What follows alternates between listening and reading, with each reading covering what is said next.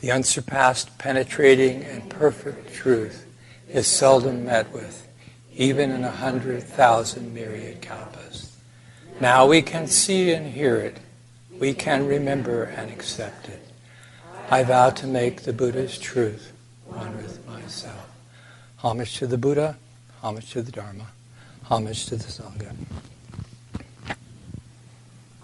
Nice to see you all. So on this Avalokiteshvara Festival Sunday, I'm thinking that it's very appropriate to talk about getting along with each other. Pretty basic, okay? Harmony. You know, we say in Buddhism, harmony is the Sangha treasure. Okay. Let me preface my talk about this topic by saying that I haven't noticed any terrible discord or disharmony. That's not the reason I'm talking about it. I don't think everybody's been awful to each other. No, I think it's quite contrary to that. And also, I don't consider myself to be an authority on this subject. I'm just somebody who's trying to practice it because I feel that it is so essential. Okay. Right. And it's this getting along is a matter of a daily effort to live in harmony with other people. It doesn't happen by magic. It's this daily effort. And a compassion that we've talked about, chanted about yesterday and today is in many ways compassion in the unfolding of our daily lives. So this is not some kind of isolated quality that's way up here. It's about us in our daily lives. Otherwise, it wouldn't be much good. We all have numerous situations that challenge our practice of this, and especially practicing it in an unconditional way. As we know, compassion is very easy when we like people and we're getting along. It's okay, we'll take it. It can be much easier at a distance from someone or a situation, to think about compassion, to wish compassion to people. If it's at a distance, it's a little bit easier than when it's face-to-face, nose-to-nose. So in the last few years of my teacher, of Master Jiyu's life, she said repeatedly, and this is particularly to the senior monks, she'd say, when I die, you need to get along with each other. Okay? And I think she even said, you might start working on that now while I'm alive. But she said it to the senior monks because if we couldn't set the example, it's not going to be so easy for other people, We needed to set the example. And she'd say it over and over again. And as we know, there's no time like now for harmony. When we've got it all together, we can be harmonious. Maybe so. I don't know. I don't think so. I don't know what quite all together means. Our opportunity is right now. It takes daily effort and hard work. Sometimes there's something we need to do to help it along. There's some kind of action we can do or something that we can kind of change in the way that we're doing. And many times it's more a matter of getting ourselves out of the way. This self gets in the way. Master Jiyu used to use the analogy of the monastic life and a rock tumbler, because actually in the days that she talked about, we were tumbling rocks in a rock tumbler, so we had that thing right in front of us to see. And she would talk about how you put in these rocks that don't look like much. Okay? You put them in the rock tumbler, and you throw some grit in there, and you turn on the machine. And you tumble, and they tumble, and they tumble. And in a while, you stop the machine, you look at the rocks, and quite a number of them are polished. They look like these gems that didn't look like what they were when they went. So, the analogy is that we are the rocks in the rock tumbler, if we choose to be. I think, quite frankly, is if we have the guts to be, in terms of getting along with other people. Whether we live in a monastery, we have a family, we live in the world, whatever, that rock tumbler analogy, I think, really is appropriate. And the thing is, we sharpen each other. It's kind of a mutual thing. It's not this one rock, sharp, knocking off the bird. It's all the rocks in there, all these various kinds, and they come out individually different, which is wonderful. And they shine. Okay.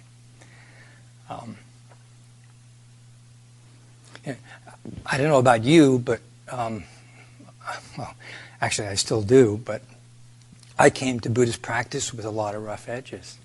I mean, when my teacher met me, she was like, "Whoa, what's up with this guy?" It was very different. I wasn't. I came from a slightly rough background, and she was more English and proper. I wasn't proper, okay. But, over time, we got along great.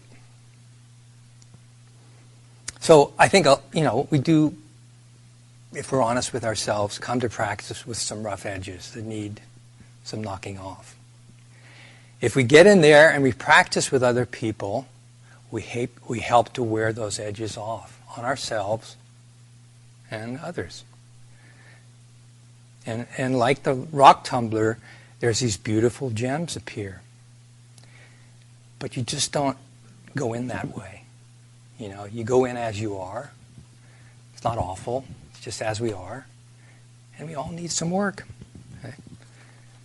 I was the monastery cook for a number of years. Sometimes, depending on who you talk to, it grows more and more time. But it was over 20 years. Okay, so I don't really profess to know a lot about cooking, but I tried my best in some ways. Okay. What I used to say after a while was that the cooking wasn't the difficult matter. It was the people. It was the people getting along. The most challenging thing was working with other people and keeping the peace in the kitchen. If you ever have seen the movie League of Their Own, okay, it's based on a true story. I think it's embellished in the movie, but it's based on a true story of a women's professional baseball league. I don't know, it was in the 40s or the early 50s. Okay, Gina Davis, Madonna, Tom Hanks, Rosie O'Donnell, to name a few of those actors and actresses that I still remember, are in the movie. It's a very interesting and heartwarming story in a lot of ways. But there's a famous line in that movie that I, and I think some others, adapted in the kitchen. So Tom Hanks is the manager, and he's kind of a rough-edged guy. I think he'd been a professional baseball player, and I don't know, maybe had an alcohol problem, I'm not sure, but he was a bit of a rough guy. And he's coaching all these women. Well, so one day, something happens. Somebody makes an error. Somebody strikes out. I don't know, they lost the game. I'm not sure what it was. And one of his players was crying. They broke into tears and was crying. So Tom Hanks says, "There's no crying in baseball." Maybe you have to know baseball to get that, but I played a lot of baseball, men's baseball. But we used to say in the kitchen, "There's no crying in the kitchen." When someone would break into tears. And it was an effort to bring some levity to the situation, possibly. Of course, those things backfire sometimes. But it was better, I'll tell you, than having it was better that somebody was crying than that they were running out of the kitchen, which happened sometimes. And I'm sure some of it was my fault. So we'd say there's no crying in the kitchen. Or keep the tears out of the food. We'd say that too. So, personally, when I reflect back on my years as the Tenzo here, I had some regrets. I was young. I became the cook when I was 24 years old. And I really didn't know much about cooking. Didn't know a lot about people skills, although I'd done a lot of things in my life with a lot of people. Came from a big family. Made a lot of mistakes. Okay, but when I reflect back, I wish that I had been kinder and more compassionate with the people I worked with. I think it could have made a difference. Anyway, I wish I learned earlier, but you learn as you learn sometimes. So, as you know, the Sangha is one of the triple gems or the triple treasures, we say in Buddhism: Buddha, Dharma, Sangha. Okay, and the Buddha set up our practices as one to be practiced with others. The Sangha, I think, in the Indian culture, the Buddha took the word from the Indian culture, but it means community. Okay? And it was used before his community, but he thought it was a really good concept. And then, of course, in his teachings, he had a certain way of teaching about it, which I think was brilliant. He himself, that is the Buddha, in his ascetic years, did a lot of solo practice. He did practice some of his austerities at least around others, but he did a lot of solo practice. And it just didn't get him anywhere in terms of suffering. It did not lead him away from suffering. That was kind of one of the important realizations, that he could kill himself doing what he was doing. And was it really helping him? And it didn't appear to be. So then he took food, he bathed, and he focused his mind on meditation. All right. And so then for the next 40 years of his life, it's said that he practiced with others. I'm sure he took time to take retreat and be on his own. There was at least one time when he'd had it with the monks. They were so unkind to him, he just walked out. And finally, Ananda, I think, got him to come back. But interestingly, when he walked out, he found an elephant and a monkey who had the same problem with their communities. And so they supported each other. But he practiced a lot with other people. He taught a lot. He taught the monks. He taught his lay followers. I think he had endless time and patience for people's questions. Okay. And he intentionally set up the Sangha as a group practice. It's done slightly differently in the different schools of Buddhism, but there's a lot of coming together, no matter what school of Buddhism you're in. And he stressed, as my teacher stressed, about getting along and harmony.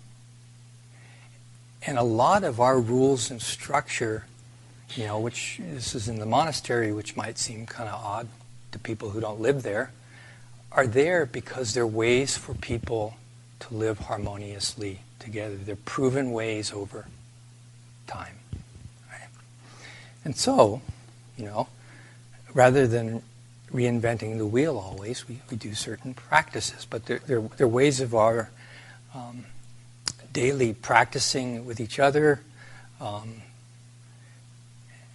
getting along and being harmonious. Because I don't think I would want to go to a place if the monks weren't getting along there. It'd scare me away. And it's not that either in monastic practice or our practicing as lay practitioners that we don't have personal time and personal practice. Although I will tell you about this whole thing about personal time. When I was in college, somebody said to me something about getting their personal time. Well, I grew up in a family of 7 kids, and I did kind of groups, team sports all the time. So I thought, what does that mean? Personal time? Well, anyway, as I have grown, I realized the importance of personal time and personal practice, and that does not conflict with group practice and getting along. Okay? We take time for retreat. People take time for vacation because you need to relax, and sometimes you need to get away from something for a while to realize what you've got. So there is, group practice does not mean no personal time, no personal practice. Western culture emphasizes personality, uniqueness, and individual achievement. It's just part of our philosophical background, and none of these things are bad things. Okay? They're okay. It's just that they need a little balancing with the fact that we have more in common than seems to be differences. Because those things, if overemphasized or maybe wrongly emphasized, can lead one to think, it's so much holding on to being an individual that you kind of miss the group thing a bit. Okay? So in Buddhism, we learn to not be over-attached to a self, to a me or a mine. Okay, it's not about squishing the self, not about annihilating it. We have individuality, okay? And it's just not attaching to that individuality, but realizing that again we have more in common. Personal achievement needs to be weighed against at what cost? What costs personal achievement? Does it benefit other beings besides me? Does it benefit the world? Okay? Because you can achieve everything that you think is good to achieve, but the question is it good to achieve? And that has a bigger perspective than just our own. As I said before, training isn't about crushing your individuality or personality. Quite to the contrary, Reverend Master Jiyu trained us as a community, and she also allowed for our differences and worked with those to what I feel is the advantage of the community, because differences can complement. They don't have to be diametrically opposed. They can actually complement each other.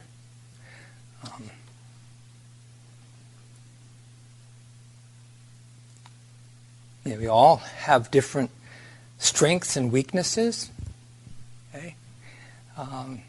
Rather than this being a problem, these again complement and help us. Where somebody is not good in a certain area, another person can be good. And the wonderful principle of life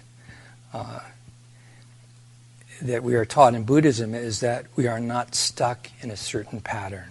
We can change and develop and turn things around. So personally, I've always been a bit on the shy side. I'm not a quick speaker. That doesn't mean that things don't go out of my mouth that be better kept in. But I'm not quick on my feet thinker, and some people just boom, boom, boom, boom. It's okay. So anyway, I had to learn to come out of my shell. To talk in front of people like this, I was totally mortified by the thought of having to do it, and you just have to do it. So some of us are more talkative, quick thinking and speaking. Well, maybe we need to be a bit quieter, more patient, let others speak. That's a wonderful quality, to just keep it in and let other people speak if you're in a group setting. Just bite it back. That's the way I like to look at it. Okay. Ananda asked the Buddha, is friendship, good companionship, good comradeship half of the spiritual life? I don't know why he said half, but he said half of the spiritual life. And the Buddha replied, not so, Ananda. Not so. This is the entire spiritual life. Okay? When a monk has a good friend, good companion, a good comrade, it is to be expected that they will develop and cultivate the Noble Eightfold Path. And I think that's very equally true of lay practitioners, about good friends. And this is a very interesting piece by the Buddha, because I heard various interpretations of it. I think the word for friendship is kalamitra or something like that. And it's partly what you call a double entente or something. It's not what you think it is. But anyway, the Buddha was pointing to the relationship that we have with others. If you read the whole thing, he's partly talking about the relationship that the disciple has with the teacher. Or if you don't have a teacher, that you have to the teaching, because we have this wonderful teaching of the Buddha. I think, though, that he was, I've gone back and forth on this, but I think that he was also pointing to our Dharma friendships with each other. And, very importantly, our relationship with ourselves. Before you can turn the stream of compassion that we've talked about in the last 2 days, that we chanted about, successfully out into the world, we have to be able to turn the stream of compassion within.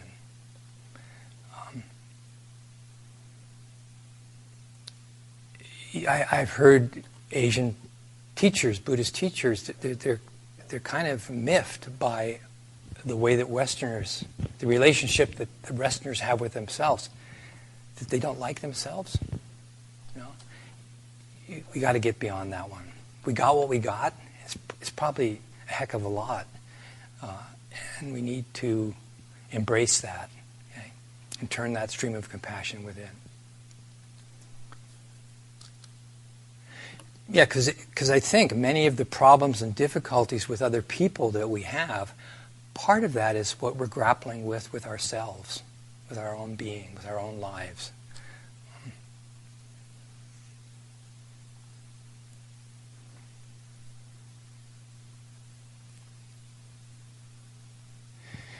I don't quite understand my sentence here, but I'll try to figure it out. So by and large, we don't do this practice of getting along with others just kind of on our own. What we need to do is get feedback. That's an important thing in Buddhism, that we, in practicing with others, we observe the consequences of our actions. It's not a good idea to deny the consequences of our action. We need to observe them. And ask the question, is that what we really want? Does it lead towards harmony? Does it lead towards the benefit of beings? Does it really help us? If you've been hurt by someone, or people in life, it's understandable that you would be cautious about your relationships with other people. Gosh, I can fully understand that. And I think in the long run, putting up walls to protect us, those walls probably won't take away suffering. Okay? It's not necessary in our getting along with people that we become the great doormat for the world, that we let everybody trample over us, and because we must be wrong, they must be right. Well, sometimes people are wrong and we're right. Sometimes people are not very nice. And sometimes we have to say something. Okay? But what we like to say is that you still remember that the person has Buddha nature. They have the capacity to act otherwise, possibly.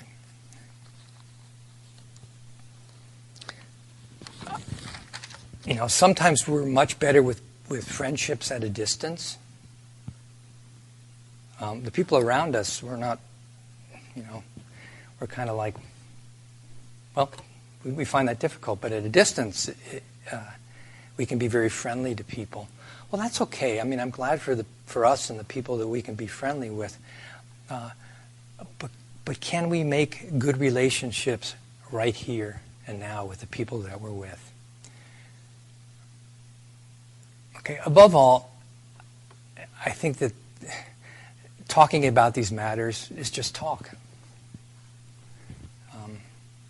Because it really comes down, I mean, it can be helpful talk, but it really comes down to, can we put it into practice? And the wonderful thing about Buddhism is that it is a practice. It's something that we do in our everyday lives over and over again. And as people who practice, they don't have it all perfect. They don't have it all figured out. They're practicing and working on it and observing and seeing the consequences of their actions. Okay? As an athlete, I found that the hard work and good habits that you developed in practice carried over into the games. I mean, that's, in one sense, totally superfluous, but there's something there, If you ever watched Ginger Rogers and Fred Astaire, okay, two of the greatest dancing couple ever, I think. They looked effortless. Well, it turns out that they spent hour after hour practicing, before the movie takes were done. And Ginger Rogers did whatever Fred Astaire did, backwards and in high heels. So, I mean, this wasn't a matter of just they can dance, they're born with the gift. Many times people that we think are born with a gift put a lot of effort into it.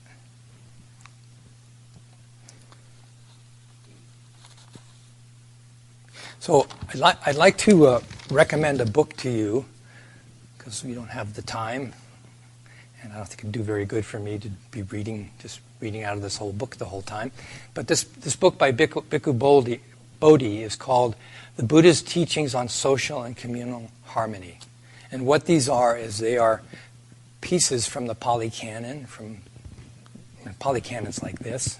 So he's just taken pieces from the Pali Canon and brought them together in this book. And in this book you'll find Dharma on proper speech, because speech is one of those things that can make or break a good relationship. There's a section on dealing with anger. As we know, anger can be toxic to getting along with others. It's really something, if we got that problem, which all of us have to a certain degree, that we need to work on. There's a section on friendship, and it's friendship without clinging. Because, friendship possibly can be clinging. And we have to have, I think friendship without clinging is much better. There's a section on community life, and how it, what benefits that, what helps that community life. There's a section on settling disputes. And there's a section on establishing an equitable and harmonious society. Buddha knows we know that. Knows that we really need that in our world. Our society for the 21st century, well, I guess we've come a ways, but it's remarkable some of the things we just continue to stumble over. But I will say that part of the reason that we're stumbling them over on a societal level is because we're stumbling over on them on an individual level. It just gets blown up bigger and bigger. So if you'd like, you can read this book, or you can find these various things in the Pali Canon. So I wanted to end with a short teaching of the Buddha from this book. It's from the Pali Canon.